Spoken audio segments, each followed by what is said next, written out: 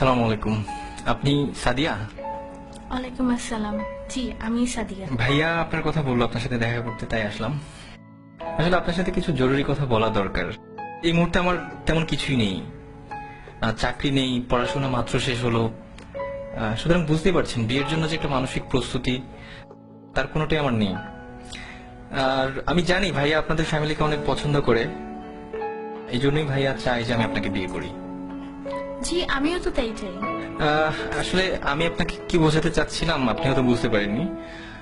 বাবা মা মারা যাওয়ার পর থেকে ভাইয়েরা আমার দেখাশোনা করেছে বা এখনো করছে, কিন্তু এই কৃতজ্ঞতা স্বরূপ তো আমি আপনার মতো একজনের ভবিষ্যৎটাকে অন্ধকারে ঠেলে দিতে পারি না। আপনি অন্ধকার বলছেন কেন? কিছু নেই বলেই তো আমি আপনাকে বিয়ে করতে যাচ্ছি। ধরুন আমি একজন টাকাওয়ালা কাউকে বিয়ে করলাম, কিন্তু বিয়ের পর দিন তো সে মারাও যেতে পারে, অথবা তার সব সম্পদ ধ্বংসও হয়ে যেতে পারে। আমি তো টাকা, বাড়ি, গাড়ি এসব দেখে বিয়ে করতে চাই না। আমি চাই একজন ভালো মানুষ। তাছাড়া আজকালকার ছেলেদের যে অবস্থা, তারা যেভাবে চলাফেরা করে, এদের মধ্যে তো ভালো ছেলে পাওয়াটা খুবই মুশকিল। আমি যতটুকু জেনেছি আপনি একজন বিশ্বাসী মানুষ এবং প্র্যাকটিসিং মুসলিম। কিন্তু একটা ব্যাপার কি দেখেন, জীবনে চলতে টাকাটা অনেক বেশি জরুরি।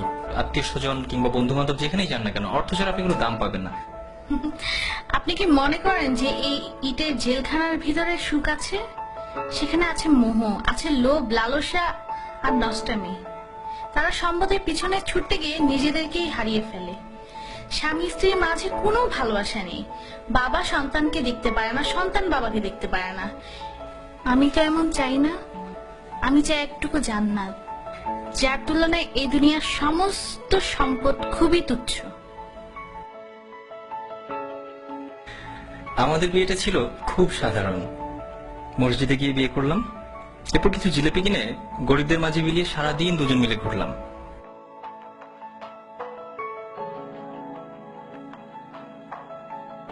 আপনি জানতে চাইতে পারেন কি ছিল আমাদের মাঝে? কিছুই না, একটি শক্তিশালী বিশ্বাস মাত্র।